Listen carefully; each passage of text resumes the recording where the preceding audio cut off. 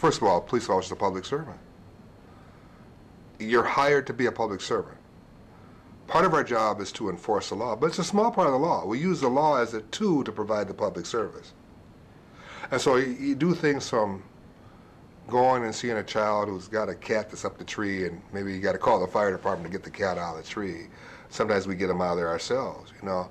Or you're driving down the street, and I tell officers, you see an old lady struggling with a grocery bag, don't be afraid to take your big self out of that car and help her carry that grocery bag into it. I says, St. Paul people, by and large, really like their police officers, and they support their police department. I said, there are a lot of communities that don't have that advantage, but St. Paul does. I said, but it's not some place where you get already you've done one act and you've now accomplished public support and confidence in your abilities. I said, I have to understand that you have to put in little investments every day. Well, why, Chief? I said, you have to put in little investments every day because someday you're not going to get it right. I says, and the media is going to be out to get scalps.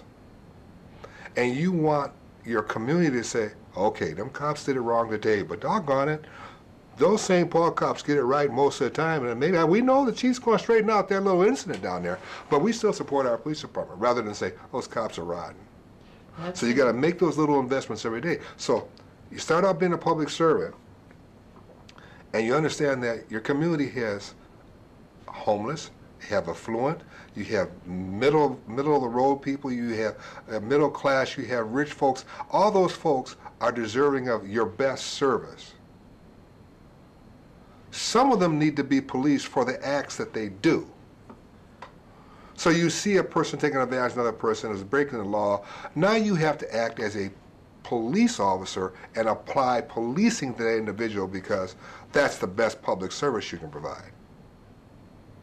And you are uniquely situated and given the tools of law, authority, and the accoutrements of your uniform to get that done.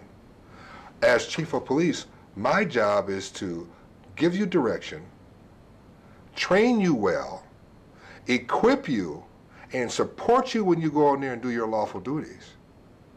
I said your lawful duties.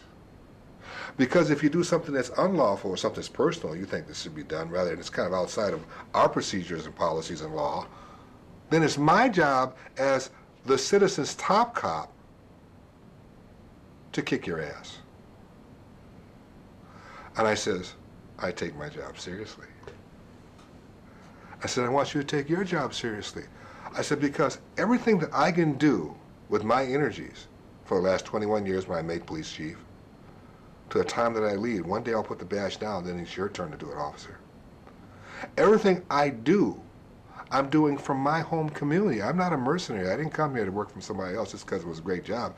I came here because everything I do, and by the way, it is a great job, but I came here to do these things because the things that I do affect people that I know, or they affect people that I know who know that person I did that service for. St. Paul's a big, small town. A good student. I tell them, guys, you got to make these little investments because someday we're going to really screw up. And rather than have that screw up blow up, you want to be able to have enough communication with people that are concerned about what just happened that they'll listen to your explanation and maybe take a chance, take a deep breath before they go off.